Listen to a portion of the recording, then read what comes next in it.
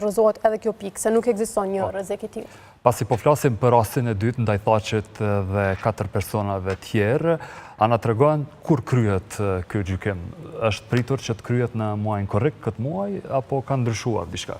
Me qenë se gjykata e apelit e ka rrëzuar pra vendimin e gjykatës themelore për ta rrëzuar dëshminë e dëshmitarit kryesor të prokurorisë specializuar Cohen Hurler, që është eksperti kriminalistikës në Institutin Forenzik Holandez, i cili njihet ndryshe edhe si dëshmitari 8, dhe me këtë rast gjykata themelore, dhoma themelore e gjykatës speciale do të merret sërish dhe do ta rivlerësoj dëshminë e tij. Janë shtyrë natyrisht edhe dhënia e fjalëve përfundimtare të ekipeve mbrojtëse, dhe në këtë rast Christopher Gosnell ka caktuar 22 korrikun për dorëzimin e fjalëve përfundimtare nga 5 ekipet mbrojtëse në këtë rast, dhe po ashtu nga zyra e prokurorit të specializuar, sepse vlerëson se tashmë dëshmitari tek nuk do të përbëj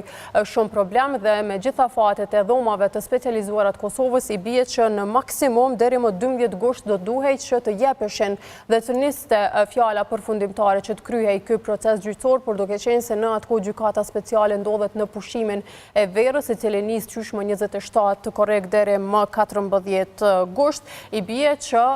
nëse respektohen këto afate ligjore, me do e mos sikur se janë respektuar edhe të rasti madh dhe të çdo rast tjetër, fjalet përfundimtare në rastin e dytë duhet fillojnë të paraqiten në gjykatore nga 17 gushti vitit 2026 dhe ato përfundojnë para 16 shtatorit kur edhe shpallet akt gjykimi. Ndërkaq duhet që të mos ju mbesin bord shikuesve se kur pritet që të merret një vendim për dorëzaninë e Thaqit, për ofrimin që ai ka bërë për këto 50.000 euro dhe 13 kushtet e tjera, e që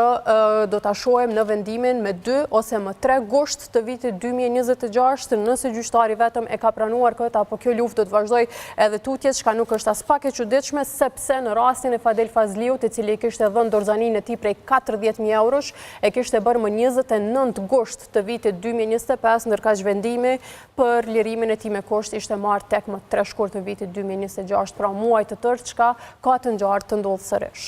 Patjetër se do t'i përcjellim në detaj gjitha zhvillimet në dhomat e specializuara të Kosovës, pra në gjykatën speciale. Ka që kishim sot për kronikën e Hagës, ndërkaq vazhdojmë me informacione tjera. Lajmi i javës ka qenë